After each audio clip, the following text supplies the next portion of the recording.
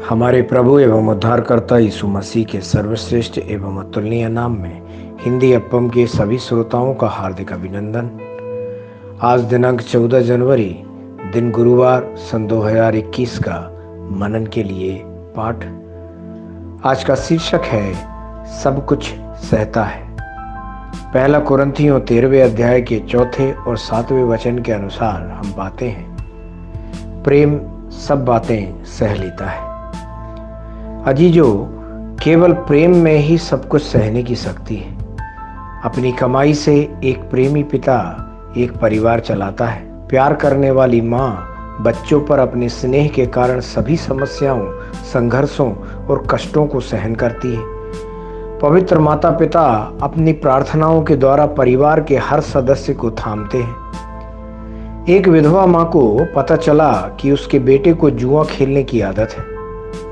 तब उसने उसके लिए आंसुओं को बहाया, लेकिन बेटे ने उसकी बातों पर ध्यान नहीं दिया और जुआ खेलना जारी रखा। एक दिन उसे और उसके साथियों को पुलिस ने जुआ खेलने के दौरान गिरफ्तार कर लिया। उसके साथी जुर्माना देने में सक्षम थे और इस तरह रिहा कर दिए गए। चूंकि विधवा के बेटे के पास जुर्माना देने का कोई साधन नहीं था, इसलिए उसे सलाखों के पीछे डाल दिया गया। मां दुखी थी। उसका बेटे के प्रति इस स्तर का प्रेम भी बेटे की अनाज्ञाकारिता को प्रभावित नहीं कर सका। एक दिन जब बेटा जेल की कोठरी में खिड़की से बाहर देख रहा था, उसने देखा कि उसकी माँ खदान में मेहनत कर रही है। वह पत्थर तोड़ रही थी और उसके हाथों से खून बह रहा था। खदान में महीनों की मेहनत के बाद माँ अपने बेटे पर लगाए गए जुर्माने को निपटाने में सक्षम हो गई और अपने बेटे को जेल से बाहर ले आई। उस क्षण से दोनों एक दूसरे को बेशुमार प्यार करने लगे।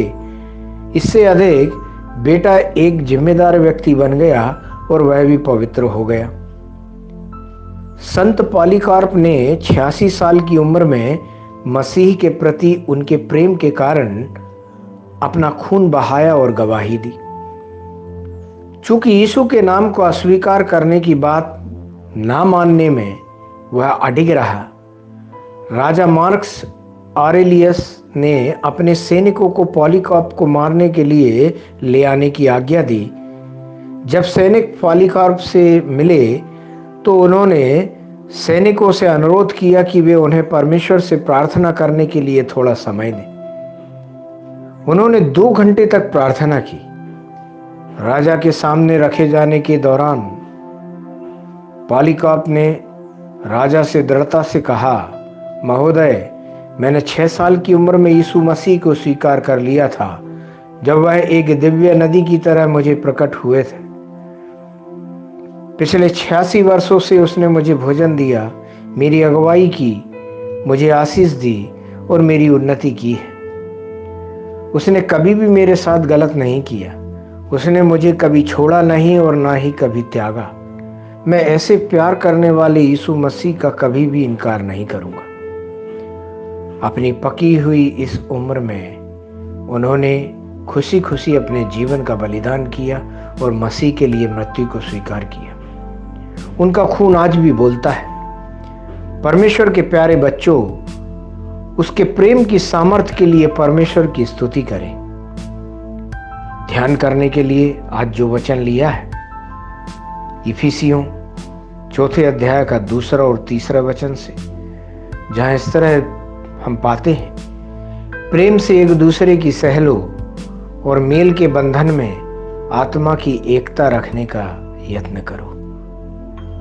अजीजो, इन वचनों के सुनने पर, पढ़ने पर और मनन करने पर और इनके अनुसार चलने पर परमेश्वर करे आपको और आपके जीवन में बहुतायत से आशीष मिले। आमीन।